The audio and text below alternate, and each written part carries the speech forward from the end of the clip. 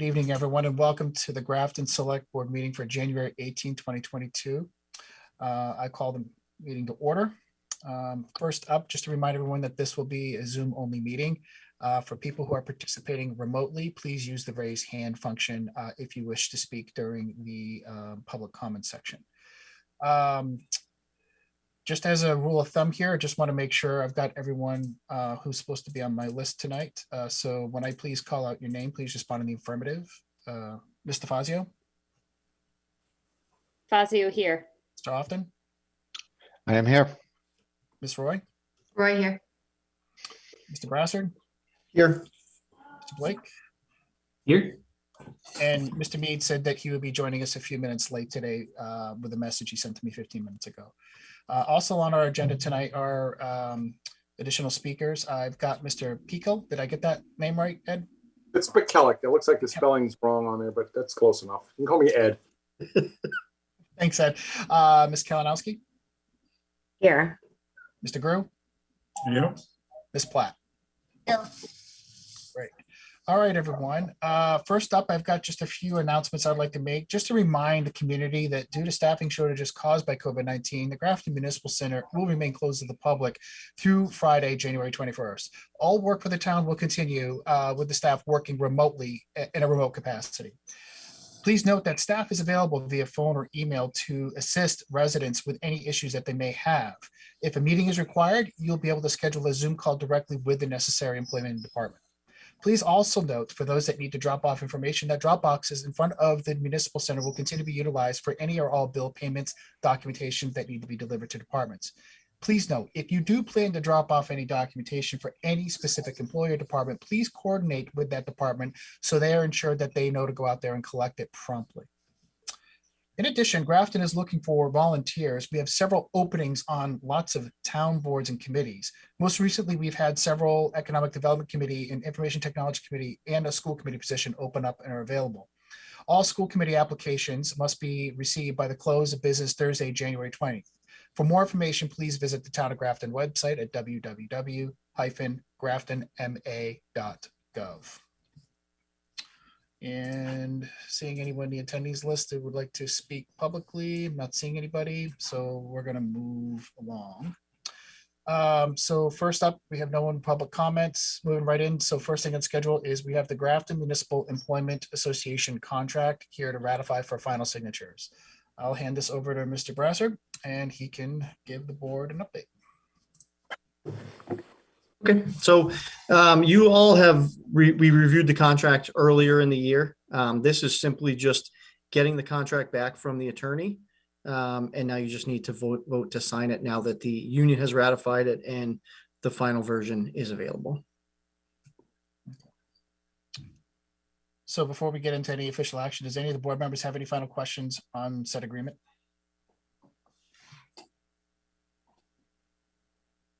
Oh, I noticed Mr. Often's video is off. I don't know if he's still with us.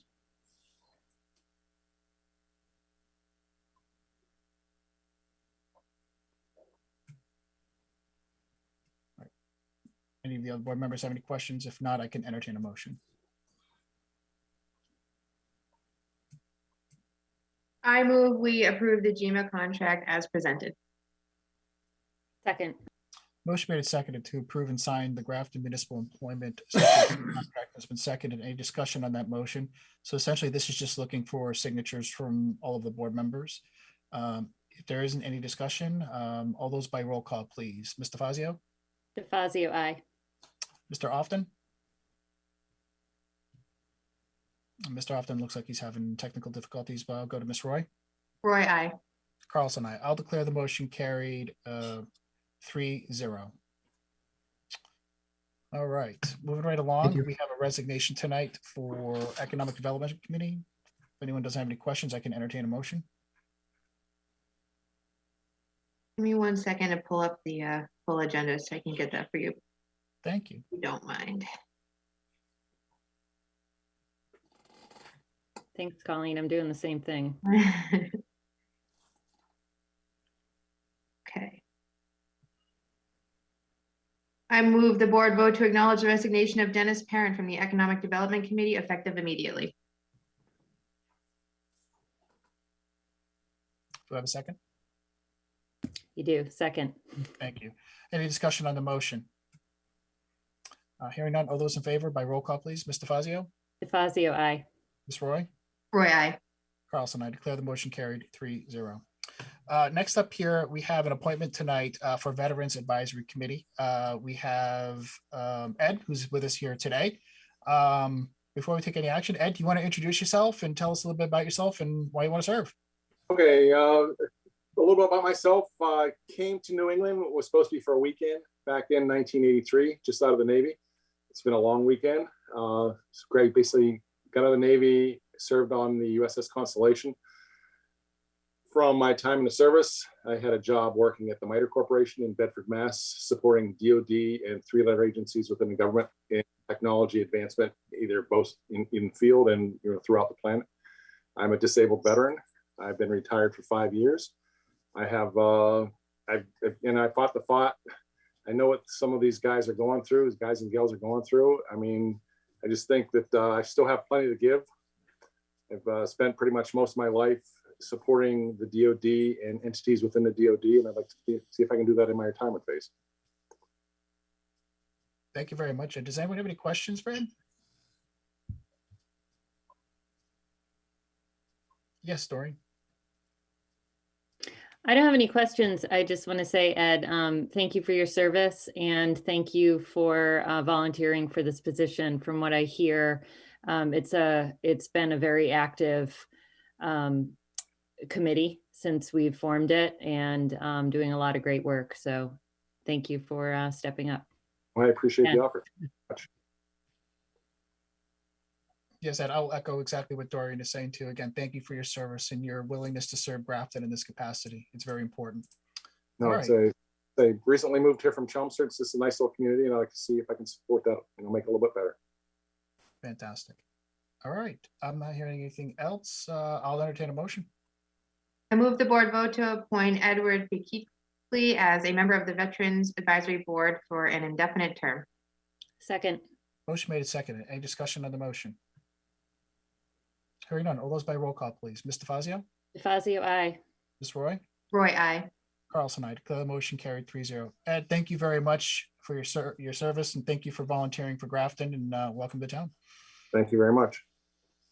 All right, we don't have any other appointments. We have an appointment tonight for the town administrator. We have principal assessor with us tonight. I just want to make sure the community gets introduced to Tammy Kalinowski. Also, who's joined us are Board of Assessors, Mr. Grew and Miss Platt. So I want to hand this over to Mr. Brassard to formally introduce Grafton's principal assessor. Evan? Thank you. So as you know, we've been searching for a principal assessor for, I think, close to 3 months, maybe slightly longer. I don't know. It all flies by. And we did an exhaustive search. We interviewed a couple of candidates, and Tammy Kalinowski, who is our office manager in the assessor's office, was far and away the best and most qualified candidate. She really had a great interview and really hit it out of the park. Very qualified, fully certified. And so we were more than happy to extend an offer to Tammy, who graciously accepted. And has come from the union side over to the dark side with the rest of us, which is nice. So I just, I want to thank you, Tammy, for applying and for applying all your skills, and welcome aboard. Thank you for the opportunity. Thank you very much. All right, anyone have any questions or any other comments? Yeah, I'd like to jump in for a minute, Peter, and just say Go ahead, thank you to Evan for including me on the screening committee. And I believe that actually Tammy is going to be a very positive addition to the financial team that Evan has created to actually administer and supervise the economic well-being of the town. And over the coming years, I see them to be a very strong and positive team for the town. So thank you again, Evan, and good luck, Tammy. Thank you. Thanks, Ed. Ken, sorry. Any other? Ed's down on the other corner. Doreen, go ahead. Yeah, I just wanted to say congratulations to Tammy. I think it's a great choice. We all know that you've done a lot more than office manager for several years in that department. And I'm really thrilled that you stepped up and applied for the position and that you're our new principal assessor. So congratulations and good luck. Thank you, Doreen. Anybody else? Well, Tammy, I just want to say into the general public, if you've ever been to the assessor's office, Tammy is no stranger. She has been working for Grafton for a number of years. You've been in the assessor's office for quite a long time now, and I couldn't be happier to see one of our own who went out and got their certification and has achieved what you have done over these years to now become Grafton's next principal assessor. I have to say I'm really proud of this accomplishment on your behalf and for your own career path, but more importantly, I know you'll serve and continue serving Grafton's residents like you've always have been. For those of you who don't know, if you've got a question regarding your taxes and how it's assessed, typically you would see Tammy first, and then eventually you would see the principal assessor. Well, now you're going to get Tammy as the principal assessor, and we're going to be very well served by you. So I'm really looking forward to this appointment tonight. Thank you, Peter. Anybody else? Tammy, that's right. Tammy, sorry, I didn't show up late on purpose. But it's great that you got this job. I think it's wonderful. That we can almost promote from within, and it's always nice to see Ken Grew. I'm not sure why, but it's always nice to see Ken Grew. Thank you, Ray. Thanks, Ray. Tammy, do you have any comments or anything you want to say, or? No, I'm looking forward to this new chapter in my career. I've been with the town now for over 21 years, in the assessor's office for 17 of those years. And I love this community. I love what I do. And this is the natural progression of things. So I'm very excited to be part of the financial team. And thank you. Thank you. All right. At this point, if there isn't any other questions or comments, I can entertain a motion from the board. I move the board vote to affirm the appointment of Tammy Kalinowski as principal assessor effective January 10th, 2022. Second. Motion made and seconded. Any discussion on the motion? Hearing and seeing none. All those by roll call, please. Mr. Fazio, Fazio, aye. Mr. Mead, Mead, aye. Ms. Roy, Roy, I. Carlson, I declare the motion carried 4-0. Tammy, Ken, Marcia, thanks for coming out tonight. Tammy, congratulations. Thank you. Okay, thank you. Yes, thank you. Have a good night. Good night. All right, I just received a text message from Matt. He's just having some technical difficulties. He's resetting his system now and he'll be joining us shortly. But at this point, we don't have any new business. Does anybody have any select board reports that they would like to give? Doreen? Yeah, just a brief one. The Waste Reduction and Recycling Committee met last Wednesday night. We had a pretty robust meeting or discussion, I should say, around our two discussions in December around pay-as-you-throw and an overall plan for curbside recycling, pay-as-you-throw, just our entire waste management. And people were really involved and stepped up to the plate in terms of ideas. And so we're crafting all those. They understand as well as we do that this is going to be a long game. So we're planning on meeting again the beginning of February. They also want to meet with Harvey. So just to sort of understand a little bit more the current process and where costs are associated, or, you know, the rising costs that we need to offset from pay-as-you-throw bags. So I should have a more robust report in a month too, because we're actually going to break down exactly the studies that we're going to be looking for and researching. So I'll be able to report that back to the board, see if there's anything else we want to add and bring it back to them. So I think it's a good group to work on this, and they had all watched our meetings, and like I said, we're very much engaged in the discussion. So it was a good first attempt at this, I'll say. All right. Does anyone else have any other select board reports or any questions for Yeah. Doreen? Okay, Ray, go ahead. EDC was, I was at an EDC meeting prior to this one. EDC was asked to issue a letter of support for the project at Wyman Gordon's, and that was pushed off until another meeting next Monday. So just to let everybody know. Okay, great. Any other select board reports? Colleen? Can I just ask a question to Ray? What caused the EDC to push it off? What are they waiting for? Or is it, you know, what was the read of the room on that? Members not comfortable with there was a letter submitted that some wanted us to vote on, and that wasn't quite the I would say quite the thoughts of the EDC. So we'll be putting together another letter and then submitting that. So. Great. Any other select board reports?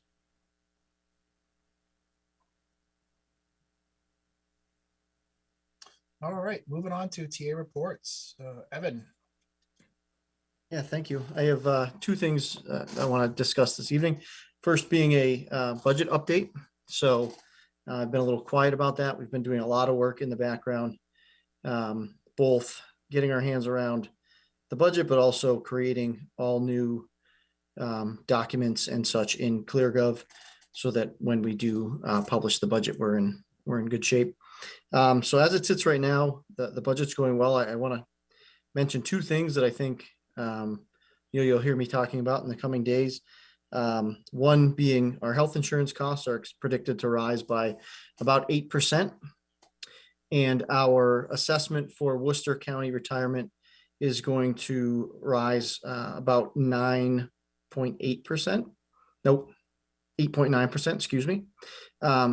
Those two numbers together are $750,000.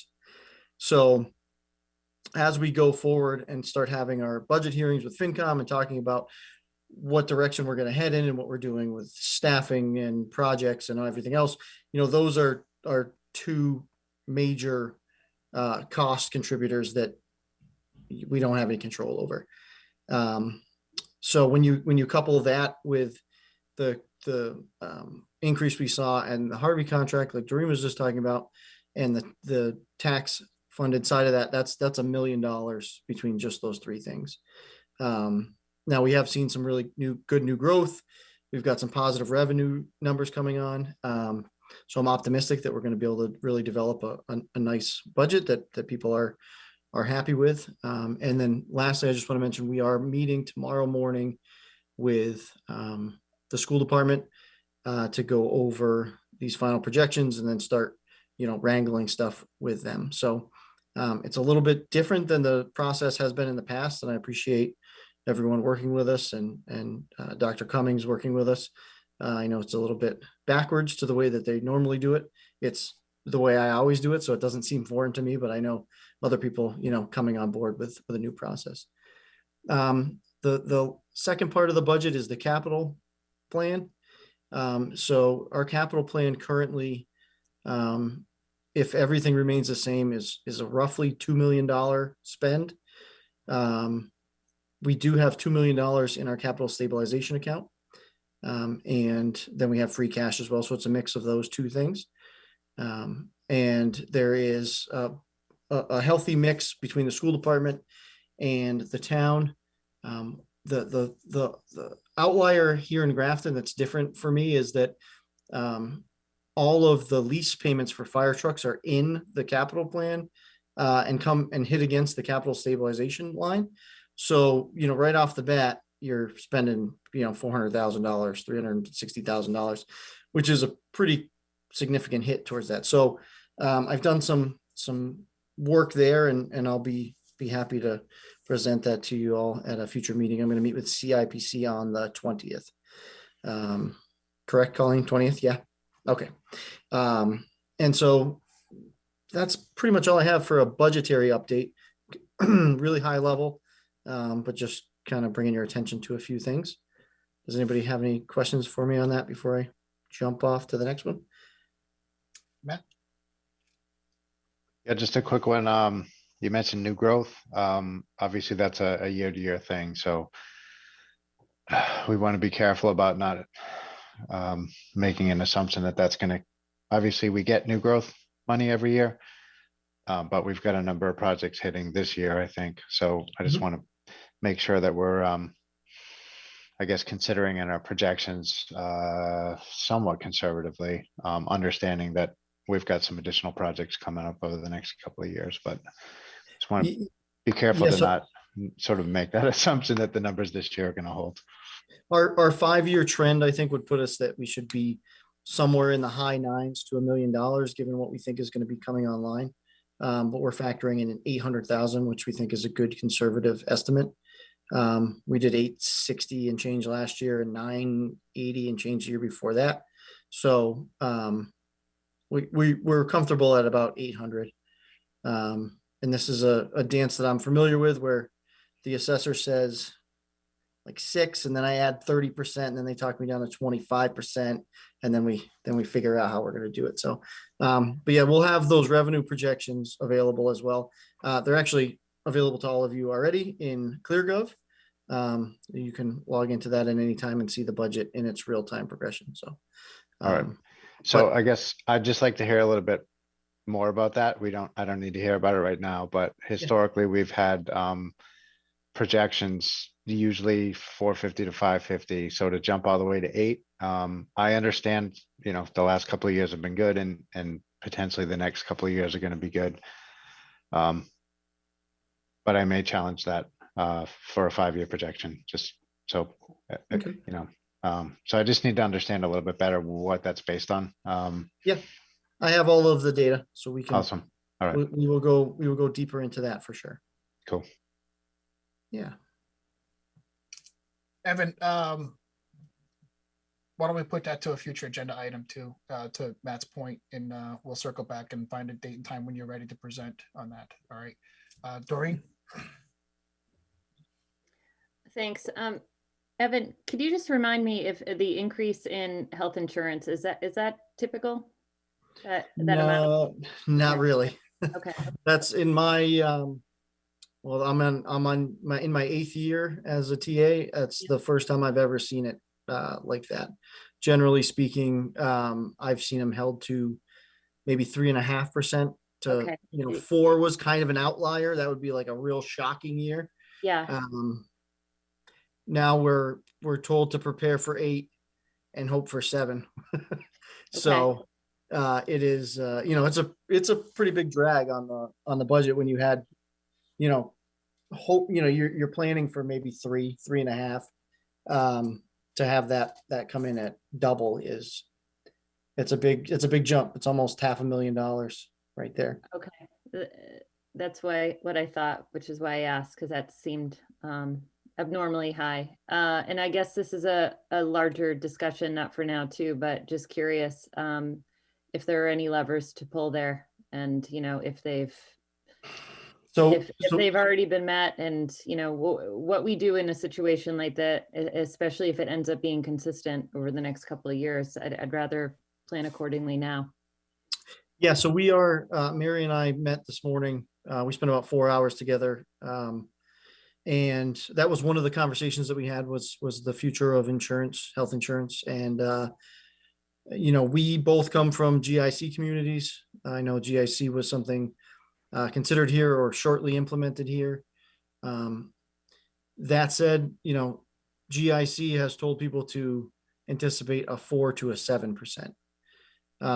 So, marginally better, but over time, I don't know that GIC would have outpaced this arrangement that we have now. So we are going to get through this initial budget cycle and then go back to work with our consultants and see what other options we may have that maybe are everything's going up, but maybe they're trending a little flatter than this. So we shall see. All right, Matt. Yeah, just quickly, do we know what's driving the retirement contribution increase so dramatically? We are parsing that data currently. So part of it is bringing new people on. Part of it is some heavier hitting retirees, people staying on the pension plan longer, things like that. So we're going to have all of that data for you. We're currently working on our budget presentation that'll be beyond just the ClearGov data. That'll kind of give some explanations for this. We're rebuilding the budget book from scratch, which is pretty time consuming, but I think is going to be a, all in all good process that'll help explain some of that as well. Okay. But yeah, we are actively, we just requested from them last week some refined data to help us get down deeper into that. Okay, thanks. Yeah. And I believe we only found out that increase was there 2 weeks ago. So we're actively on it, but this is the time when we start getting all the projections and then, panicking. Any other questions on the budget status? So I'll circle back with Evan on a couple of those items for future agenda planning. We've got a workshop lined up in February, or we might do it sooner. I'll just work with them and make sure we're in a good spot and ready to present that information to the board for further discussion and analysis. Any other questions on that before we move on to stabilization policy update in progress? Okay. Great, thank you. So we have begun drafting a stabilization policy or procedure, whatever we wind up calling it, to present to you at hopefully your next meeting. We spent time over the past week with the Department of Revenue has an IGR on this, which is I don't remember what that stands for, but it's a report that tells you what to do with complicated mass financial law. And so we spent some time with that, and then we spent some time with our financial advisor and our bond agent, and we think we have a good handle on the process, which is 100 times more simple than I ever anticipated. It's essentially that we just, in the letter that you vote every October, add what you want to add to the number up to 2.5%. That's literally all there is. I think it's a 5-page IGR that tells you that, and it makes it seem really more complicated than it is. So what I think our policy is going to be, or the one that we'll present to you, is going to be a simple timeline and procedure that outlines when do you need to be talking about this, what are your options, more like if that, then whatever. So and how we will just, if you all say, hey, we're going to vote to raise that by 2.5%, we just take the previous year number, multiply it by 1.025. That's the new number. That's the number you vote and gets put into the letter. That then tells the Board of Assessors to raise that on the recap sheet. And then that's it. It's really all there is to it. But we will put together a policy that tells you the steps to take so that future boards don't have any confusion about what they need to do every October. Okay. Any questions?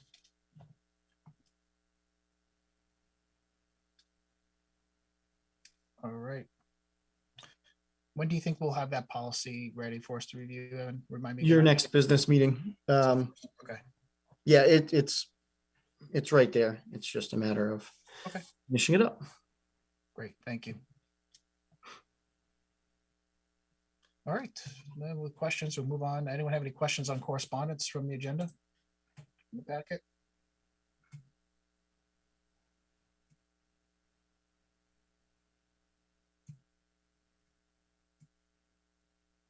Nothing.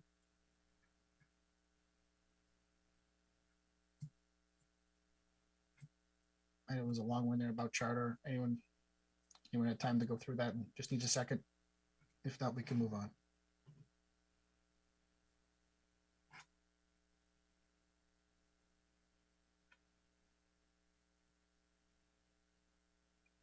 All right, let's move on to discussion here. First up under here is review and discuss EDC charge. So this is result from our last meeting and our discussion about coming back and revising. Just ahead of the meeting, Colleen had asked if she could share her vision of what a new charge would look like. And I'll ask at this point her to kind of take the floor here and kind of let her pitch her idea about what she's thinking, what she wants us to contemplate. And I'll ask William if you would, or if you'd like, Colleen, you can share now and you can talk through it, or however you'd like to go. Yeah. So about like 30 minutes before the meeting tonight, I just kind of threw a draft together to kind of move the conversation along a little bit more. We talked about this at length at our workshop last week. So just kind of put some of the ideas together. So, and I've already found one error in it, but we can, adjust it however you guys want. If William, if you don't mind sharing it, that would be awesome.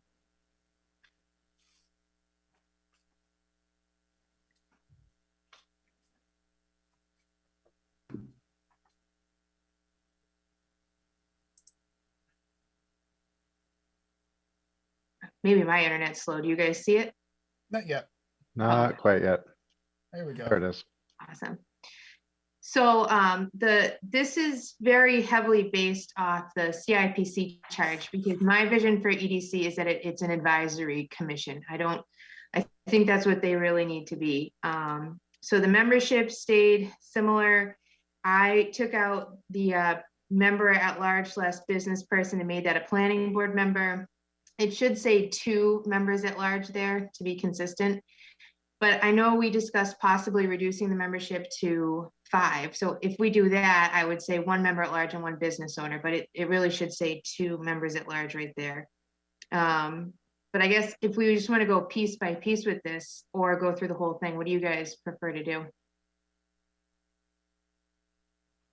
This is the first time everyone's seen it, so give them a few minutes, Colleen, to kind of read through it here real quick. I guess I've first thing that jumps out to me, I know we talked about membership last week. I'm just would like to know, like they could be discussed by the planning board. I asked, like, what is the role of the finance committee member? And I just say, like, what would the select board's vision of that member be on the board, and why, regardless of whatever the rest of the charge looks like. But just talking from a membership perspective, Colleen can maybe provide some insight into that. Yeah, I think the finance committee member is a valuable member for communication between committees. It's a two-way street, right? It's not just what can the finance committee member bring to that commission, but it's what can they take away and share with the finance committee, especially when it comes time to town meeting and we're giving recommendations on warrants. I think it's going to be important for a finance committee member to be vested in all of that information.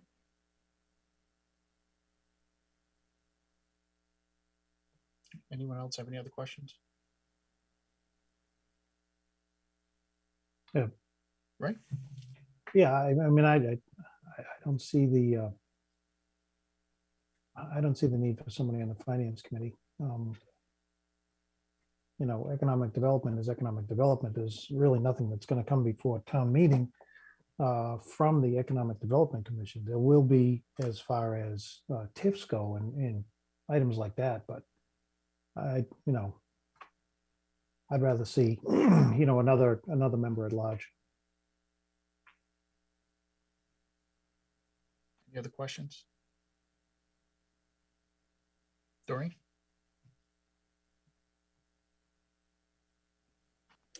Yeah, I would agree with Ray on that. I think Colleen makes a good point. But I always envisioned this commission, really working more with the town administrator, the planning department. And, certainly I think it makes sense to have a select board representative on there. And I do think that having 2 business owners and 2 members at large would better overall serve the community. But I think what would also be helpful to me, instead of going line by line, is I'd like to understand, Colleen, like your full vision of this, just so I have an idea of what the vision is with this charge and how it changes compared to the last one. And I think that'll help sort of, understand or regroup some of the conversation we had last week at the workshop for me. Okay. Lauren, would you grant me this one indulgence real quick? Because we did ask to go through the membership and a couple of us have already weighed in on that. I just want to give Matt an opportunity before we move into that, please. Oh, of course. Matt, do you have any- Yeah. I think if we have things that are going before town meeting, finance committee are going to ask for some discussion on those items before they go to town meeting, no matter who they come from. So in my mind, that would be the way that finance committee would get updated on things that will be discussed and that they'll have to make recommendations on. What we discussed last week, I thought was we wanted a little bit less business owner membership and more member at large. So I'd be more in favor of increasing the numbers of members at large and less business owners and no finance committee member. But I think it's important for us to discuss what it is we want them to do before we determine the membership. Yeah, just given the opportunity like everyone else did. So I think we want to move into that next part to Doreen's question. I think we've all weighed in on that. Colleen, do you want to go through that? Yeah, so William, do you mind just editing it real quick in real time with us where it says member at large? Can you change that to 2? Because that's really what it should say. And then down in section 1, it's going to say 1 again, if you can change it to 2 members at large. So that's accurate. That equals 7. 1 would have been 6. So there is more than just 1 member at large, if that's changing anybody's opinion. But just to go through, I largely base this, like I said, off of the CIPC charge for just the format of it, because I thought the previous format was just a little, it just needed some support. So section 1 just goes through the membership again. Section 2 is kind of what the charge of the commission was in the previous charge. And it's all pretty much the same, utilizing the Mass General laws, explore and inform what other towns have successfully done, which we talked about last week, revisit past meetings, something we talked about last week, and any other recommendations they can help to increase new economic growth in Grafton. The commission shall obviously consider the cost, impact, and time to the town of these recommendations.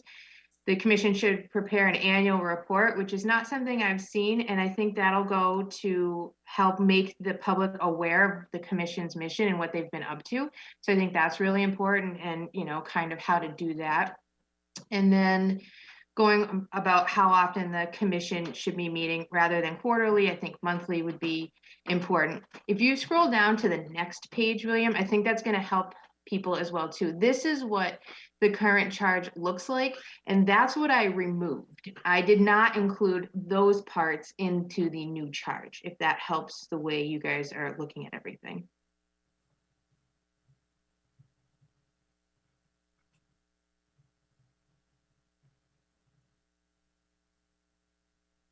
Those were things that felt very, what's the word that we were looking for, that we were trying to steer away from. We felt like we were supporting local businesses enough. It was a Chamber of Commerce feel. To maintain a membership in the Chamber of Commerce, we have staff doing that. I don't think that this commission needs to be responsible for that. There just became too much of an overlap between what our current economic development coordinator is doing and what the commission is charged with. And I don't think there should be that overlap. We have our coordinator for a reason. Let them handle whatever Evan deems is appropriate for that job, and let the commission really focus on, crafting recommendations. Because again, I do believe this should be an advisory committee, nothing more. Any questions? Doreen? Just comments. Colleen, thank you for putting this together. I think this is a great start, and we definitely needed a starting point. Two things that I would like to see on a final version is, I feel like the charge of the commission needs some action items, so to speak. I don't know what those are. I know we had some discussions. Ray in particular had some ideas. We want to be careful of what staff does versus what the commission does. And I think you're getting there by posing this as an advisory committee. But I still think, like the charge of the commission to make the public aware of the commission and its mission. In order to meet every month, I feel like this needs to be broken out, even if yearly, or like I said last week, like every 2 years, we need to change the charge based on what economic development is going on in town. I would like to see us have them conduct meetings around certain action items that are going on in town. And the second thing that I'd like to see is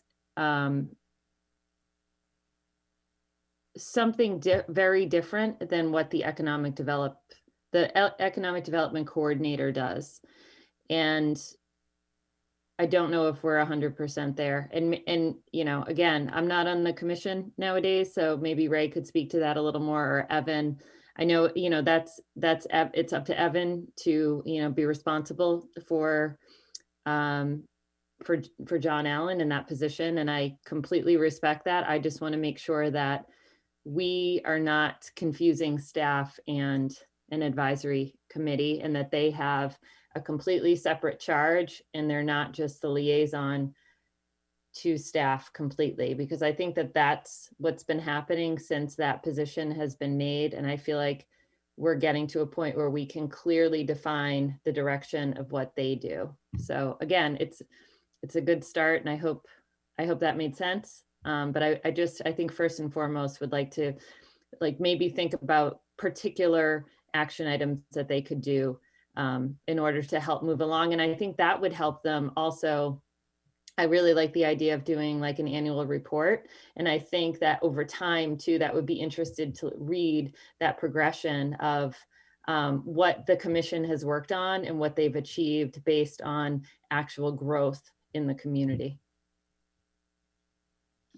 So if you look at section 2 on the other page, William, if you don't mind scrolling up, that has some defined action items, but for sure could be expanded upon based off the conversation tonight.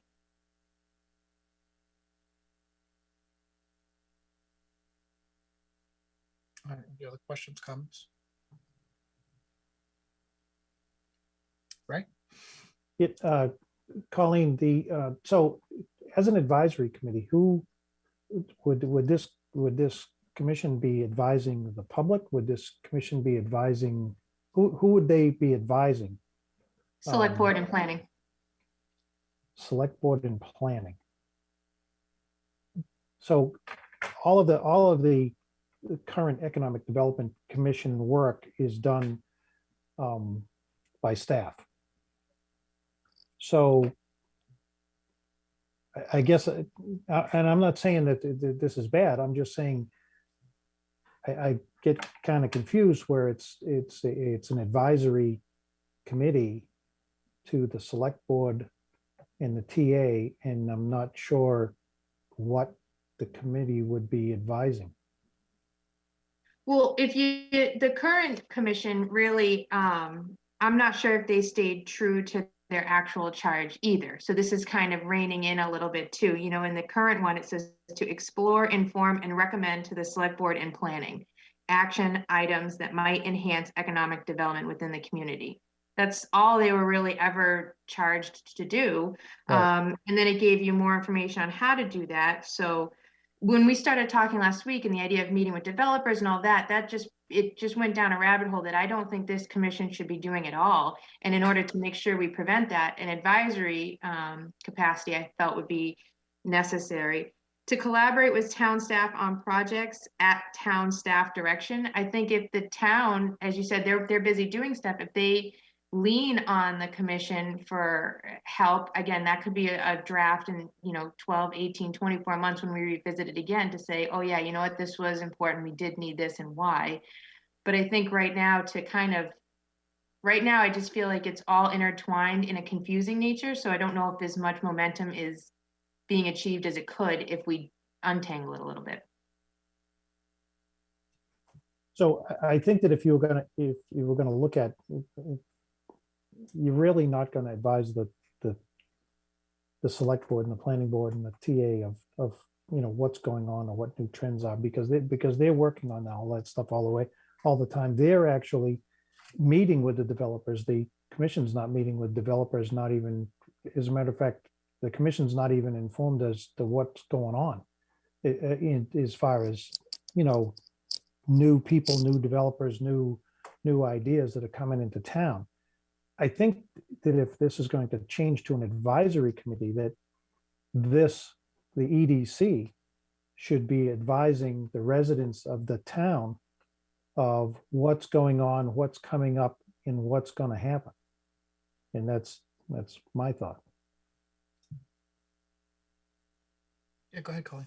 Yeah, I don't disagree. And I think that's what the report will do. The report will inform the residents of the town exactly like that. And the only reason I said advise the select board and planning is because that's what the current charge asks them to do. I didn't want to stray from the current charge. I just wanted to make it neater and tighter. But if you want to change that, I mean, if the board supports that, I personally think if they're going to go take the time to look at what other towns are doing. I think an example last week of, how can we prep existing town-owned properties so that it's desirable for growth to come in. That's a recommendation right there. Go look at other towns that may have done that, what was successful, what was not successful. Something to avoid is also a good recommendation as well. I think that I don't know how helpful that information would be to residents as much as it would be to, the TA, the select board, and planning. It's good to know for sure, but I don't think they should be advising residents as much as they should be advising staff. Oh, go ahead, Ray. Yeah. So, my goal in this is to have a committee or a commission that actually has something to do. And if we're looking at putting in here, that they should meet monthly, I'm kind of concerned as to what's going to be on the agenda every month. So going to an advisory committee, I'm not sure that there's enough for them to do or anything like that. I always look at committees and boards and things like that to utilize the talent that we have within. And in this situation, the staff is taking care of 99% of it. So I don't have an alternate, and Colleen, I agree with what you put down. I just don't want to have a committee or a commission that is not going to have anything to do. So. Yeah, I'm just going to respond to that real quick. I attended several GSC meetings. I was on it for a little bit as well. There's definitely going to be plenty to do based off just section 2 alone.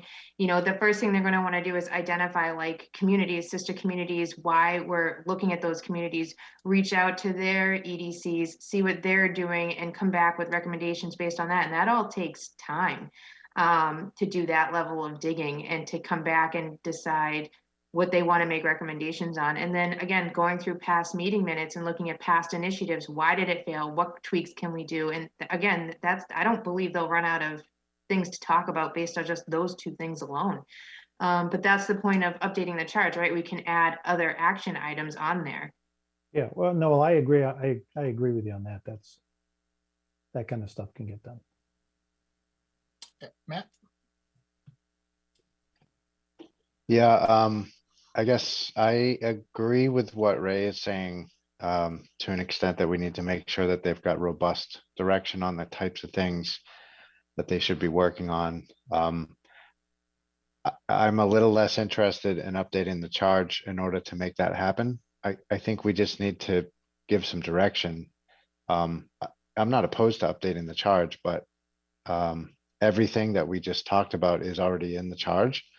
I think if we were to just tell them this is what we want you to focus on, they would do that. And we could just do that immediately. And sort of, I don't know, I guess my thought is we see if what we're planning on doing is going to work and is going to be effective. And we can update the charge anytime we want. The most important thing is actually clarifying what it is we want them to do. And I think that's kind of what Ray's trying to get at, is what you've just talked about, Colleen, makes a lot of sense.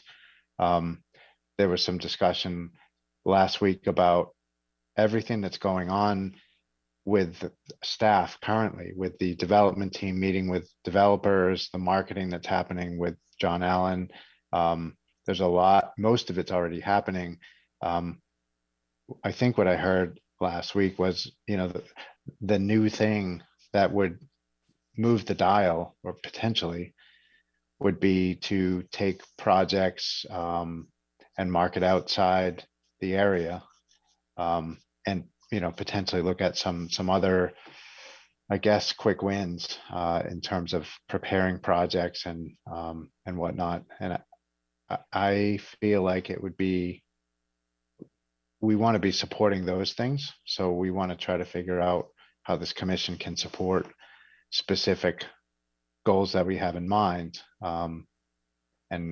and give them specific direction on what it is that we think that they can do to augment what the staff is already doing. So part of that could be what you're talking about, Colleen, which is to take a similar approach to GSC and find comparative communities and do that sort of analysis around what have they found to be successful. But I guess what are the other things? I'm more interested in defining what it is we want them to do and expressing it to them than I am updating the charge, because I think everything we've talked about is in the current charge. And so I just think that's a more important discussion. And once we've clarified that, the one thing that I am, I guess, interested in is updating the membership, because I think that's important. We need the right people to be working on these activities. Go ahead, Colleen, want to respond? So I thought we'd all agreed that updating the charge was the way to go. So if we're going to walk that back, and a majority of people don't want to do this, there's no point in continuing the conversation. So I guess we would start there. But everything in the current charge is not in this charge. They currently don't provide a report, for example, which I think would be very helpful.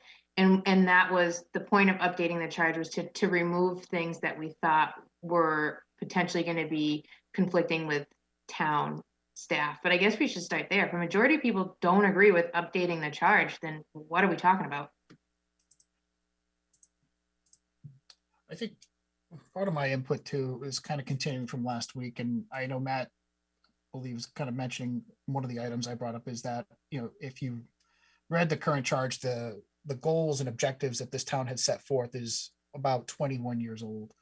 So I do agree that to Matt's point, I don't know if we can wait for, or should we wait for a comprehensive plan for Grafton to come to fruition to define what those goals are, or does this board need to update them within its role, make a change to the current charge, remove that component in there that talks about, the town's master plan, and then come up with our own, like, what areas of we want them to focus on. I do believe after reading the one from 21 years ago, talking about, the types of business engagements that they would want to see grow in Grafton. I think Grafton has evolved, well beyond what they thought 20 years ago. Numbers wise, we're right on the number, but I think the demographics point to, I think there's other, goods and services that the town needs. And quite frankly, I don't know how a current commission, whether it's this charge or the existing charge, can really be successful without our direction, to Matt's point. So, just shy of the membership, which I think everyone is kind of way more into, is there any other questions from the board or comments that it wants to see with regards to its existing charge or the new charge that Colleen had proposed that it would like to see added, stricken, removed, or does it want to just go forward and make changes to the membership? So just, what's the direction I guess you all want to take at this point? Go ahead, Ray. Hey, Colleen, I agree with the annual report. I think that's important for the residents to have an annual report. So I definitely agree with that. Matt? So it sounds like we do need to update the charge regardless. So there's two things, the membership and the annual report. I guess, is there anything else that we want to, what was the thing that you mentioned, Doreen, that you needed to see in there?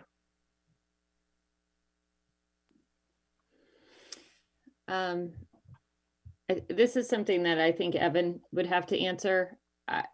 I need to have an understanding of what the economic development coordinator's responsibilities are and if they overlap with the commission's charge. Because I think what we want to do is try to utilize skill set. So we have a part-time economic development coordinator, and are there things that the commission could be doing that could go into their charge for them to take action in order for you, Evan, to have a staff member be able to work on perhaps other important things for the town? And I think that'll help me and maybe the rest of us kind of drive some more of section 2 in terms of, what we recommend their actual charge items to be. And, in order to be effective for the annual report too, which I agree is a good idea. And we should add it.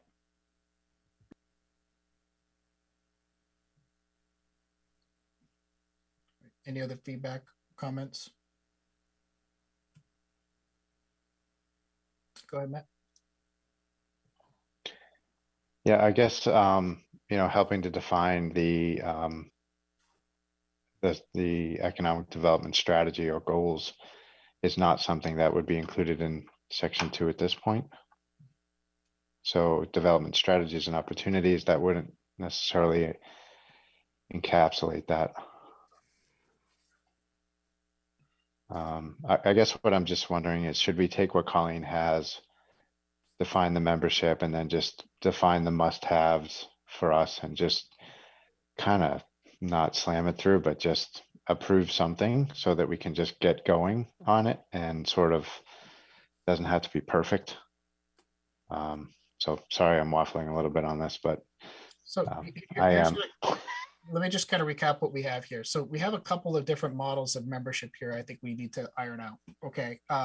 We have an overall agreement, I think, from everyone here, and I'll even lend to my support that there should be some sort of annual report that is conducted for the residents to read. I am in favor of meeting regularly. I'm really not in favor of minimum monthly, unless it's called for by the commission and they need to meet monthly. But there should be something that calls out that they need to meet at a regular interval. I don't, doing it once a year, I think is a non-starter for me. So something in between monthly or maybe meeting every other month at a minimum instead of quarterly might be a better compromise than meeting, quarterly, so besides that, do you want to handle, if we're good on the annual report component to be added to the charge, do we want to kind of hammer out the membership and just kind of get a final consensus from the board on that? So there's two models. There's Colleen's model here, but she had offered that if we were to drop one, add another. I think there was two, just correct me if I'm wrong. There are two business member owner, one. Go ahead, Colleen, or just remind us again what your The current charge has 2 business owners, a member at large / business owner, 2 members at large, a select board member, and a finance committee member. The member at large / business owner, I changed that to a planning board member. I left alone the 2 business owners and the 2 members at large.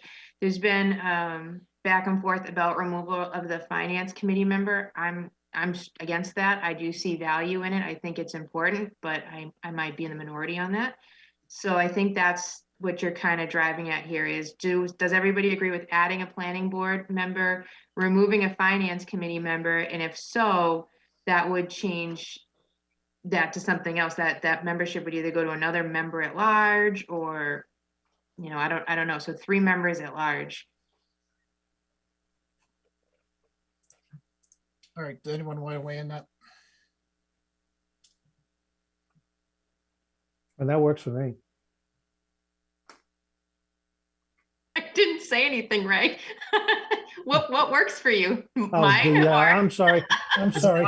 Does anyone want to weigh in on that? Yeah, I meant to say, like, there was 2 proposals that Colleen had mentioned, but she was saying that, and I'm going to paraphrase you, Colleen. I apologize if I get something wrong. Please correct me right away. But in the event that there's a consensus of us that are feeling that we don't feel that a finance committee member we'd rather see another member at large and so on and so forth, she would be willing to, give up that one in fairness of adding, I'm sorry, was it a member at large? I just was trying to take notes, Colleen. No, I'm not in favor of giving up the finance committee member. I'm in favor of keeping the finance committee member. What I did was there was a member at large / business owner in the current one. You do not see that here because I changed that to a planning board member. Gotcha. All right. Anyone else have any ideas or what they want to see? Yeah, Colleen, I had worked that all out in my head while you were talking. And that's that's what I agreed to. That's why it worked for me. Anybody else? Doreen, Matt? Yeah, I agree with what was in Ray's head too. Oh, don't do that. You're just going to get in trouble. All right, Matt?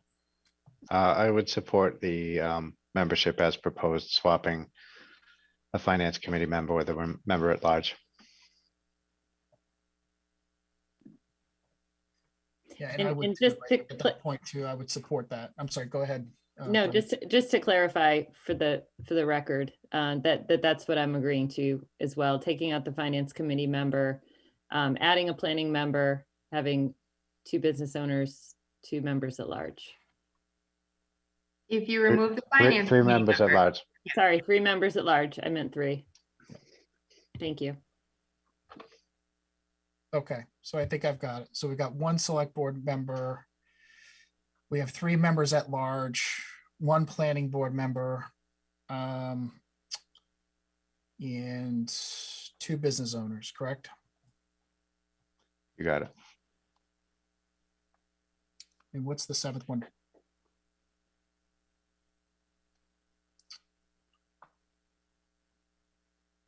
Three members. I'm sorry, I wrote 2 instead of 3. My bad. I see it. Okay, I got 7. Okay. All right. Got that down. We're all on board with the annual report component. Question is do we want to update the draft that Colleen had suggested here, or do we want to go and amend the existing one that's on record today? I think we should start with Collins. Okay, so we're going to be editing Colleen's draft. Okay.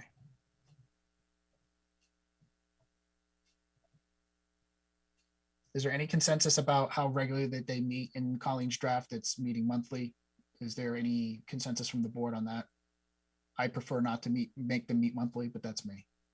minimum 6 times a year. I would be fine with that, Colleen, honestly. Or if they need to meet more, they can, but yeah, I would be more than happy with that. Yeah, that works. That's good language. Okay. All right. Anyone else have anything else?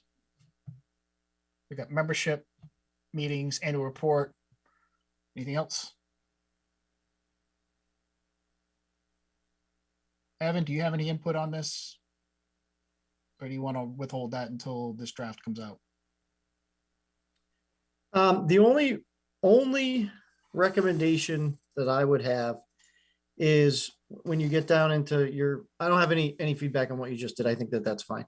When you get into section 2, there are other communities in Massachusetts that I think have better charges and a little bit more robust approach that I think we could steal language from, that I think might meet a lot of your check boxes in the middle between what everybody has been talking about. One that I had seen that I just was looking for again that you might want to check out is Westford, Mass. I would recommend that one. I really like that chart that they have. When I was reviewing, I just couldn't remember Westford because, one, I don't know where that is, and two, wasn't a memorable name for me. But just something to think about. Maybe you get this chunk done tonight, and then look at some samples that might help spark people's interest in what they actually want the group to do. That's all I have. It's between Chelmsford and Tingsboro. I don't know where those are either, so that really doesn't help. That's why I said it. Colleen, I'm on the other side over here. So the You gotta reason get out more. So the reason I drafted this tonight was because it was just to move the conversation that we were having last week along, just to avoid repeating it. So when you and William take this back, when William takes this back, if he wants to include a more robust section 2 for us to review and again, further along the conversation, I think we would all be in favor of that, correct? All right. I was going to get to that, Colleen, but yeah, now that you've asked it, how does the board feel? All right, I got thumbs up, thumbs Yep. up. Okay, good. All right. Okay, so we'll come back and do that.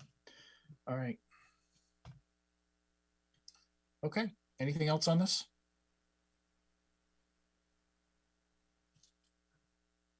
All right, moving on. So next up, I wanted to have the discussion real quick on the TA evaluation, which is coming up. I know we discussed it last week and we made some changes to the date and time when we're going to have this concluded. I just wanted to review with the board that we plan to have submissions in by the 28th, but this is just an opportunity for us to just review what we're using for a rubric here for tonight. This is our chance to go through this if we feel that there are anything in here with regards to what is being evaluated. I know we did talk about some changes to the scoring components, but this is just one more time for us to look at this before I send this out to you, whether we need to update this, and you guys can fill this out and get this back to me by the end of business on January 28th. Anyone have any feedback?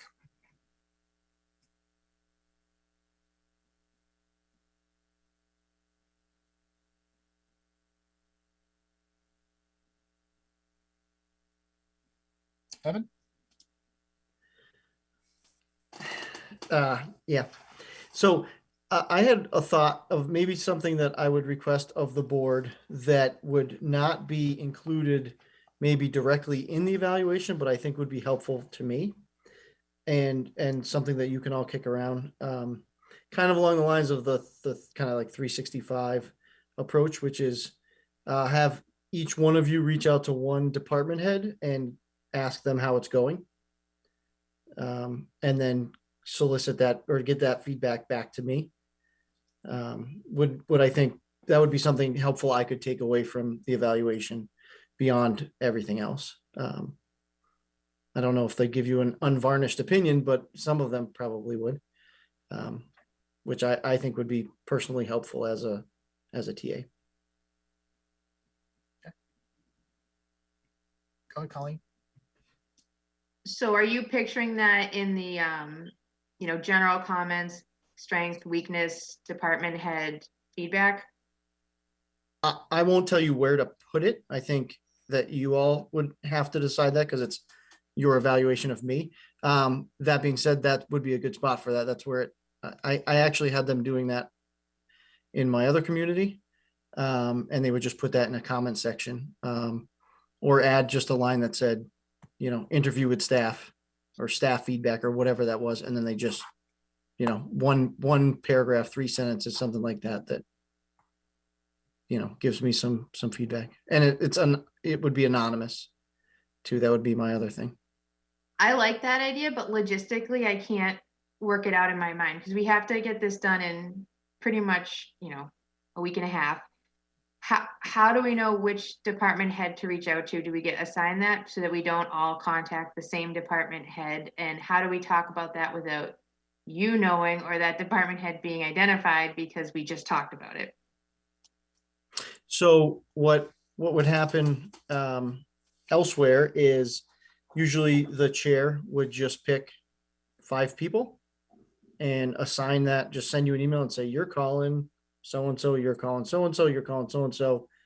It's a 5-minute conversation. It's not, unless they're like, let me tell you about this guy, right? That could be a 30-minute conversation, but generally speaking, it's a 5 to 10-minute conversation. You get a feel for what's happening and you're able to, give me that feedback, so that I can self-correct anything that may need to be done. I have found that to be very helpful, taking a pulse on the staff. And then Peter being the chair, if he selects he's under no, he won't tell me who you folks are talking to. I love that idea. I do too. I think it's super helpful in both directions, actually. So thanks for bringing it up. That's good. Okay. All right. Then I'll do that. Is there any other feedback or comments from the board? I guess just do it quickly, Pete, if you would. Yeah, I can do that tonight. I just want to make sure that, we get everything scheduled and have time to have a good conversation. My commute home tonight should be pretty uneventful, so I'll get that done. You want me to send you a suggested list? No. No, I think I could come up with one. Yep. All right. I have one more thing, sorry. It might be because I'm on my phone and I can't see it. I see 1, 3, and 5 defined as, but I thought we were going to list it off like 1 means this, 2 means this, 3 means this, and I don't see that. Well, this is just the final feedback.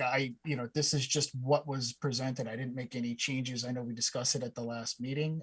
This is just one final say before we go forward with it. So I think most of us agreed with that, Colleen. It's just we haven't implemented the change of the form.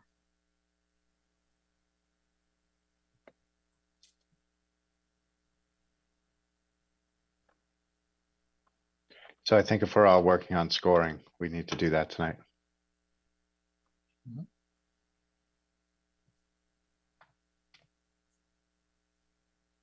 Everyone's agreeing just 1 through 3, right? Just one last time. No one has anyone have any questions about what that means and so on and so forth? I know I have to change the instructions, but is everyone pretty clear about how it is working through 1 through 5?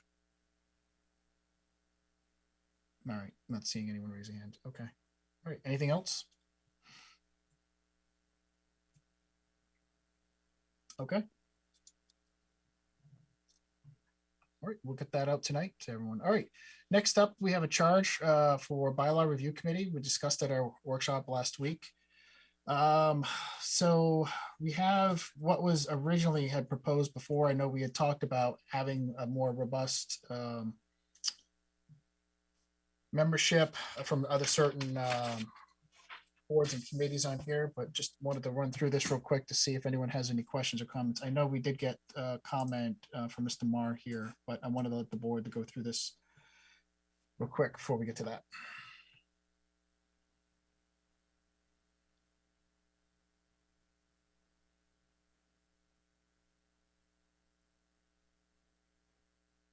Go ahead, Colin.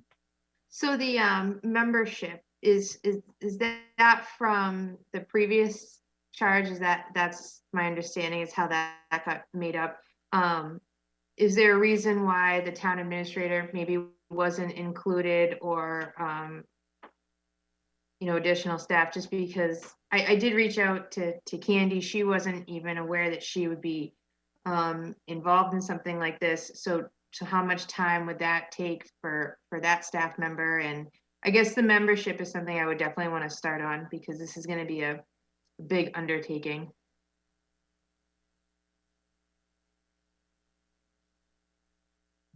Anyone else have any questions? I don't have any answer to that. I think it's just something that's been around, Colleen. Like I said, the last time that this committee actually formally met was back in 2002. So it's something we can discuss if we don't want to see the town clerk on there. No, it's not that I don't want to see a town clerk. I just want to make sure they have time for it. And I think maybe remove a member at large and add the town administrator, I think would be helpful, or increase the membership from 5 to 7 to accommodate that. It's going to be a lot of work, so many hands, light work kind of thing. Yeah, if we do that, I would be in favor of that too. I don't know how the rest of the board feels, but I would like to see the TA or the TA's representative. Yeah. How does anyone else feel about that? I agree. Makes sense. All right, so we'll keep 2 members at large, 1 finance committee member and 1 select board representative.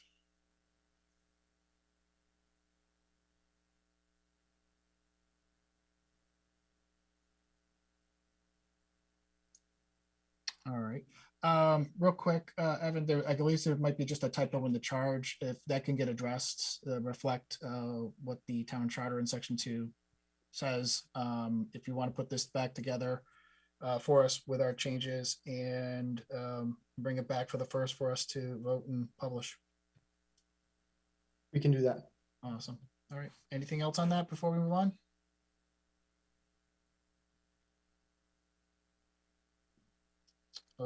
Yeah, go ahead, Matt. Yeah, just one minor thing. They're preparing a report. I think we should just define who that gets delivered to. I believe the charter it- calls the select board. Is it for town meeting? I think the charter calls out town meeting, if I'm remembering correctly. Just gonna pull that up. All right, so that's already defined then. Yeah. Okay, all right.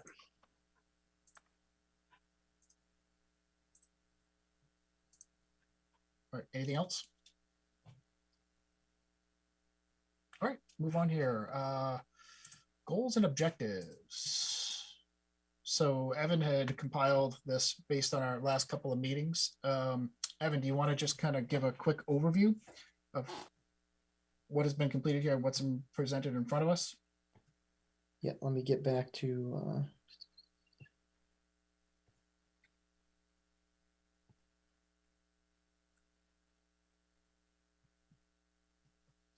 sorry, I'm not used to only having one screen here, so I'll bounce back and forth. So the board, obviously you're the board, you all met and developed a set of goals and charged our office with compiling that information and working with the department heads to come up with both the long-term strategic objective and the short-term goal, which is something that each time we achieve it or hit the due date would be able to be reassigned or reevaluated at that time. Do you want me to go line by line through it? How do you envision that, Peter? I pretty much read it all through. I guess this is just a broader discussion. If the board doesn't want to read line by line item, does anyone want to just jump into comments or discussions? If that works. Okay, Matt, go ahead. Yeah, I'm happy to jump in just to the one that I have some comments on. This is around the staffing assessment. I agree with the short-term goal for that, which is to do an assessment. The sort of strategy or long-term, that was something that I don't think the board developed. That was something that was suggested by our town administrator, and I'm not sure for me that represents what my strategic goal is in terms of staffing until I have some assessment work done. So it's really specific, and I think it's what Evan wants, which is great, but I'm not sure it necessarily represents what the board had discussed in our meeting. So I think something a little bit more generic in terms of, ensuring the I don't know, appropriateness of our public safety department and TA's office or something like that, if those are the areas that we want to focus on in terms of the staffing study, would be more appropriate. It just seems like the tail wagging the dog a little bit to me.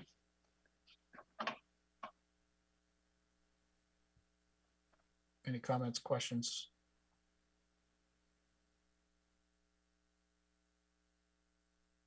Okay. Any other things in here? Peter, I just have a comment on that. Is that okay? Yeah, go ahead. Yeah. Oh, okay, Sorry. sorry. Yeah, so I read this differently than Matt did, you know, because at the end of the day, we have,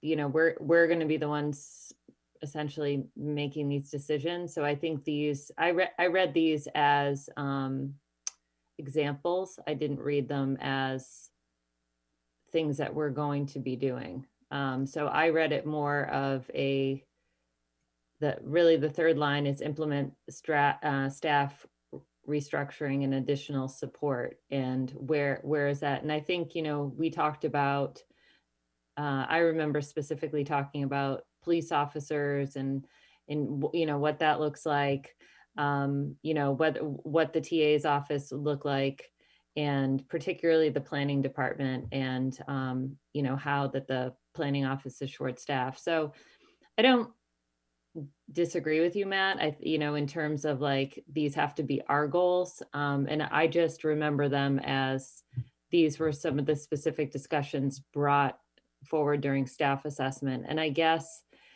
you know, in all fairness to Evan too, it's hard for us to evaluate staff. We're going to need some clarification from our town administrator on what is actually needed. That's really not our role. So I'm comfortable with it. I hear what you're saying in terms of, you know, the tail wagging the dog, but I also don't know another way to do staffing assessment without the input of our town administrator. So yeah, that's my 2 cents. Matt? Thanks, Doreen.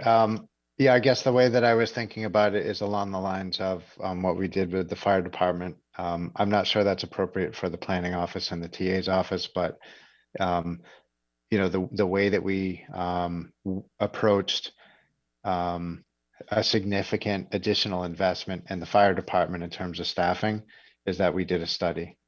And that study was the basis of a committee which put together some recommendations, which resulted in an override. We're talking about a significant number of additional staff members, which have salary costs as well as benefit costs, which we talked about tonight. One of the drivers for the assessments that we got were benefits. So I think we need a, well, I guess I would suggest that before we agree that this is even a sample objective, I need some analysis on the need for this.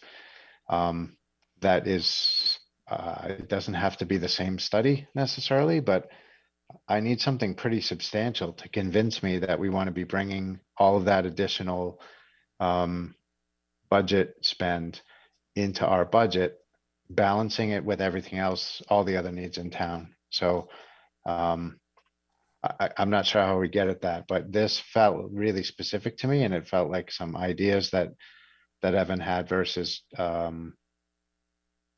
I think the more the way that I would approach describing the strategic objective is to make sure that we are appropriately funding all of our key departments in town, and out of that strategic objective would come with some analysis and some implementation changes and some additional budget ask. But you know, we also need to, we didn't talk about when we approached our override, we didn't talk about, you know, 5 or 6 or 7 additional police officers. We talked about building the fire department out and converting that from on-call to hybrid, which is less positions. So I I want to be sensitive to the police department and their needs. But I also want to make sure that we have some good rock solid analysis to move forward with a plan before I would support, bringing additional officers on at such regular increments. I just need to understand what the service impacts are going to be for bringing on, that much additional spend. Dory? Yeah, thanks for that clarification, Matt. I think this is important for the public to hear and understand too. And I completely understand where you're coming from. And I think fundamentally it's really having a broader assessment of our staffing needs, and not just, sort of like you said with the fire department is a great example. I feel like with the fire department, we are restructuring an entire department. And so, this is just a difference of opinion between two board members right now. And in the sense that I think the right first step is to have our town administrator be assessing, but I would 100% agree with you. In order for any of these to move further, I would want, a deeper dive of why we need these positions, why they make sense, what the timeline would be, particularly around, the fact that the promises of the override were toward the fire department and the school, and 100% agree that this is a goals list. This is not a, written in stone. This is what we're doing. This is just in sort of an overall visionary of what direction we're going in. And to me, a goal could be a 15-year plan, and so it's not saying like, this is what we're doing in the next 12 months to 2 years. It's what are our needs right now? It's not, and at the end of the day, I feel like Evan is in the position to say, particularly because, he's the person responsible for putting together the budget right now, is, yeah, here's my assessment. We can't hire any of these people in the next 2 years, but I feel like this overview is a starting point. So I think that's where we kind of come together. And to me, my fundamental vision of this starting point was, to trust the town administrator with the staffing assessment at this point. So anyway, we're kind of like splitting hairs here, but I think it was important to put out there in terms of like the overall goal. So thank you for that. So I'm going to shift gears and go to the support affordable housing, and under a short-term goal, one that's pretty achievable without too much commitment is, I attended the Affordable Housing Trust meeting recently, and they obtained a consultant, which informed that there's a lot of ARPA opportunity to help fund things.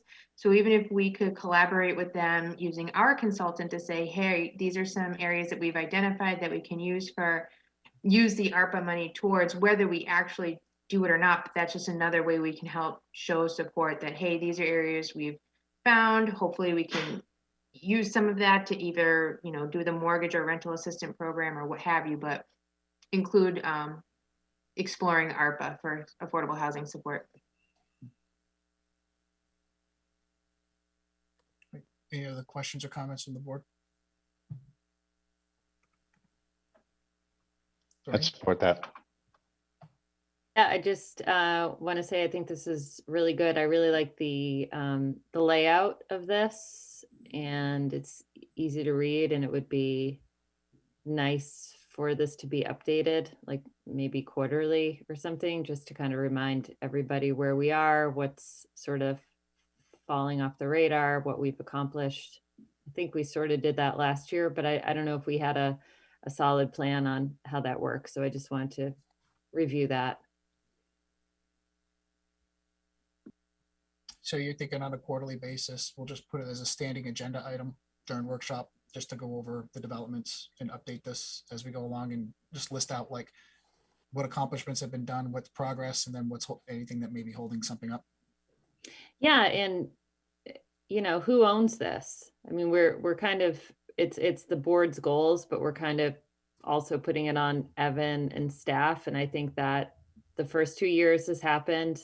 I mean, the first year I feel like the ball was sort of dropped because no one took ownership of it. And then last year we were a little bit better of, looking at our goals and, Evan did a great job too of bringing back those old goals for us to see, to say, this is what you guys accomplished. This is what you didn't. This is what's still ongoing.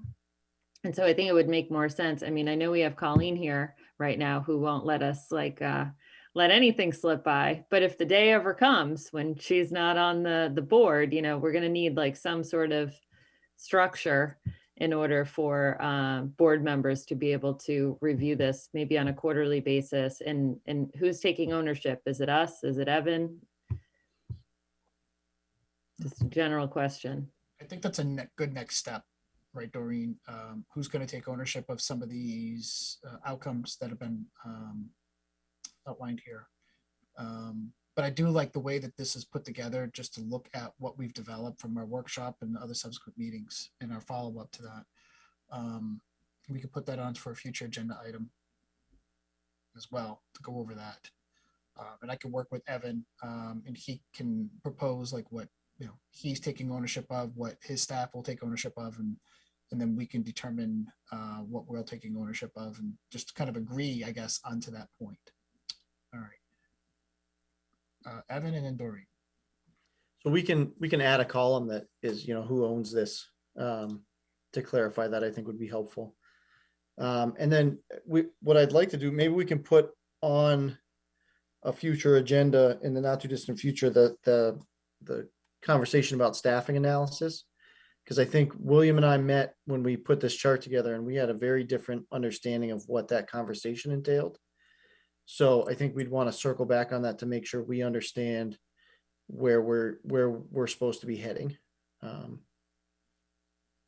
So maybe if we could just cull that one out and then flesh that out a little bit further. And anything else anybody else has in that list that we think needs to be fleshed out a little bit more would be helpful to us to finish that up.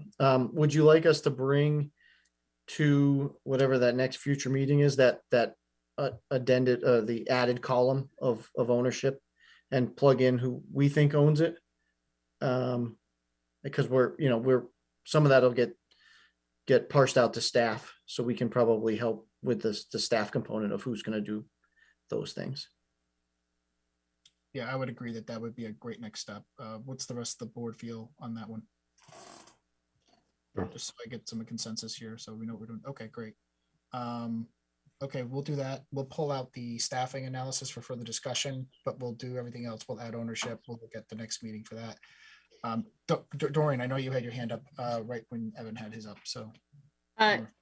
Yeah. So I was also just going to propose, and again, we can talk about this at a future meeting if this gets to be too much, but I believe that a board member or the board in general should have like overall ownership of this. And so I wanted to propose and maybe make this suggestion, not just because Colleen is vice chair right now, but like maybe having something like the vice chair, it could be the clerk, it could be a member, like we choose one person who's always identified as the person in charge of the goals. And I said the vice chair because the access in terms of, not that we don't all have access to the chair, but in terms of like making sure items go back on agenda meetings, making sure that, a person talks to the town administrator to see where we are with goals. It just might have, just a suggestion, it might be nice to have like a board member always sort of representing the goals moving forward and own it. Colleen, I think you've been nominated. Yeah, I was probably gonna do that anyway, so sure. If I'm ever off the board, Doreen, that's what public comments for, right? Like I'm just gonna show back up anyway, so it's like fine. Be like, who's in charge of the goals? That's it. All right. We'll work that out then, if everyone's on board with that. Okay. All right. I've got some next action items to work with Evan on to get some other things on the agenda that we discussed. All right, and then we'll progress over to vice chair, just managing the primary list of all of the goals and updating and maintaining that. Okay. Anything else, Matt? Yeah, just, I just wanted to plant the seed, I guess. Maybe we have a conversation and clarify that staffing goal. That seems like a really good one for the TRICOM. Because I do want to understand from the school side of things, what their staffing expectations are for the coming years as well. And I think we need to sort of bring those things together. So that might, once we've clarified our thing, I think that might be a good one to bring to TRICOM. Okay. All right. Anything else on that?